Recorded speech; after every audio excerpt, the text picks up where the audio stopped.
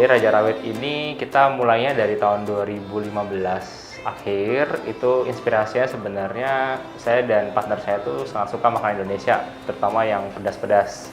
Kita kan sering keliling ke event, ke pop-up, itu kita nyari-nyari makanan Indonesia kok sedikit gitu, terutama yang dibangun oleh anak-anak muda pada saat itu.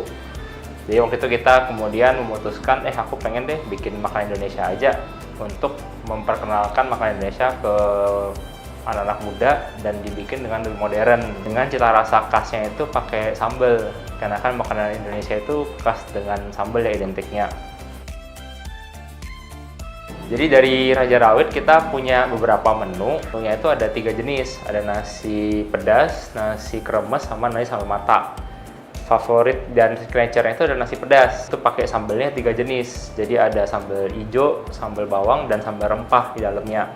Itu juga personal favorit saya sebenarnya, terutama yang cumi. Karena saat itu kita sukanya itu makan seafood. Kita nyari-nyari yang cumi, agak jarang kita bikinlah menu nasi cumi ini. Dan nasi cumi ini jadi signature favoritnya Raja Rawit sampai saat ini. Dari kalau kita itu mulainya kan masih one man show, jadi kita semua urus cuma aku dan partnerku berdua. Jadi kita menghandle semuanya itu, dari produksi barang, dari jualan, dari bisnis, sampai juga ke finance, sampai pembayaran ke supplier dan nagih-nagih customer juga dilakukan kita berdua. Jadi waktu itu kita sangat kesusahan karena banyak banget kerjaan yang manual. Nah, jadi kita di akhir bulan itu kita sangat susah untuk merekap semuanya. Sebenarnya itu yang menjadi masalah utama kita di sisi operational finance kita. Di tahun 2021 itu aku dikenalin sama teman, sama pebisnis.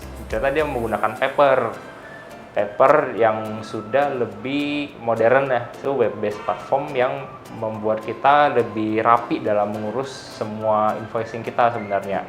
Dari penagihan ke customer sampai juga dari pembayaran ke supplier, kita dapatnya direkap ke satu dashboard ini di paper.id. Yang kita rasakan di melakukan bisnis ini adalah dari sisi cash flow yang kadang-kadang sangat susah untuk berputar.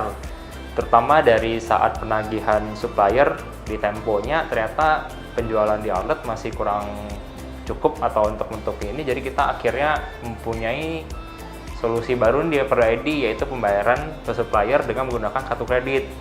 Itu sangat menolong kita sebagai pebisnis karena kita mendapatkan tempo yang lebih panjang, bisa dicicil juga kartu kreditnya, dan juga sekalian untuk mengoleksi poin atau miles di kartu kredit, dan itu udah kita gunakan 2 tahun ini dan itu sangat membantu kita.